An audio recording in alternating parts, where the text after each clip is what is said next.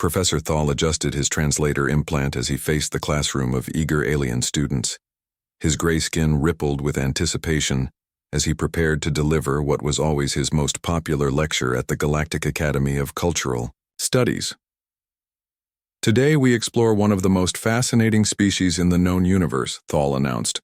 The Terrans, or as they call themselves, humans. The classroom of 20 diverse alien students leaned forward.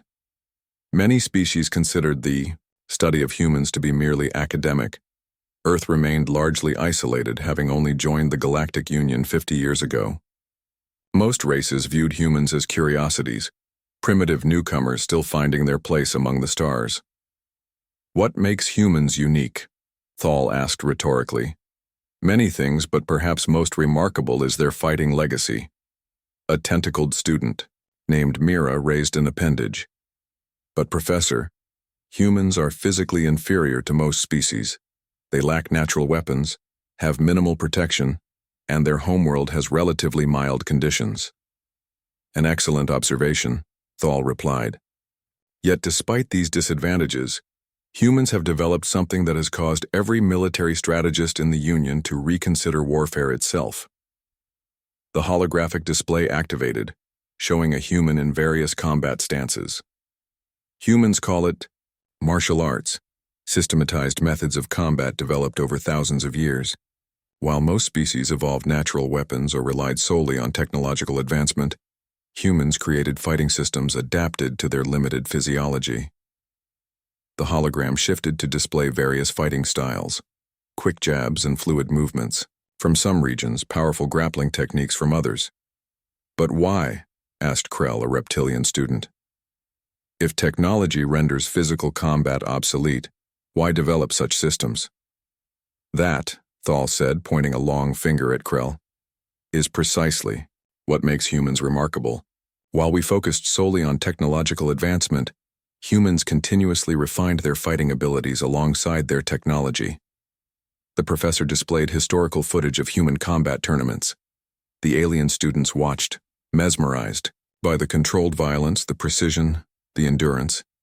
Most species abandoned personal combat skills once they developed projectile weapons or energy technology. Humans never did. They continued refining both simultaneously. Thal paused, watching comprehension dawn across alien faces of various configurations. When humans encountered their first hostile alien species, the Drav, everyone expected a swift defeat. The Drav had superior technology and natural armor. But humans combined their technological adaptability with their fighting instinct. They studied Drav physiology, identified weaknesses, and modified their martial arts accordingly.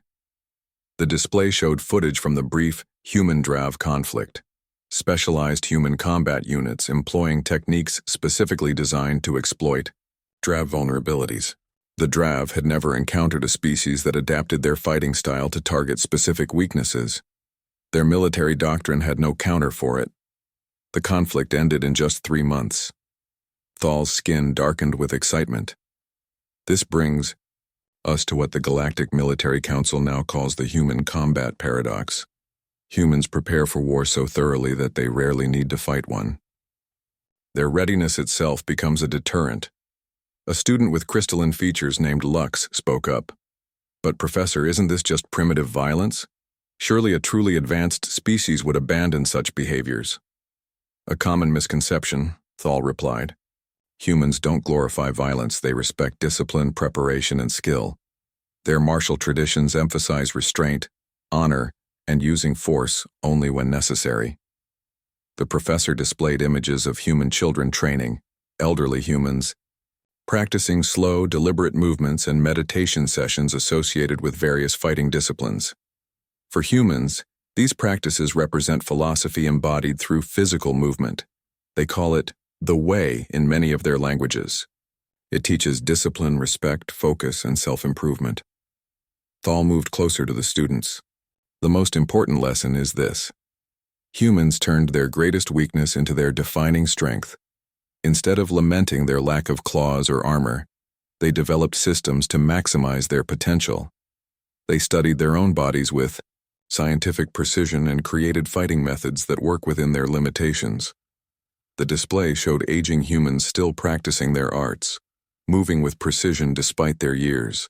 Additionally, humans practice these arts their entire lives, not just for combat but for health, focus, and mental discipline. Their martial traditions have become cultural touchstones. Mira raised an appendage again. Is that why the Union recently established the first cross-species martial arts academy on Earth? Exactly, Thal said. Multiple species now send their military specialists to train with human instructors. The applications extend beyond combat. The philosophical components have diplomatic value as well. The professor deactivated the display. The next time you encounter a human, remember, you're meeting a member of a species that transformed their physical limitations into one of the most studied fighting traditions in the galaxy. They did this not because they love violence, but because they refused to accept limitation. As the class ended, the students filed out, discussing the lecture animatedly. Thal smiled, remembering his own first encounter with humans decades ago.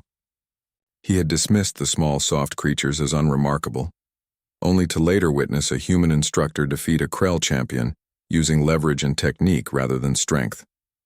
That day changed Thal's understanding of adaptation and resilience.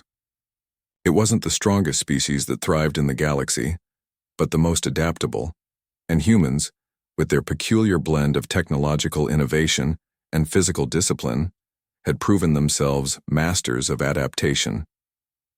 The galaxy was still adjusting to this realization, and the ripples would continue for generations to come.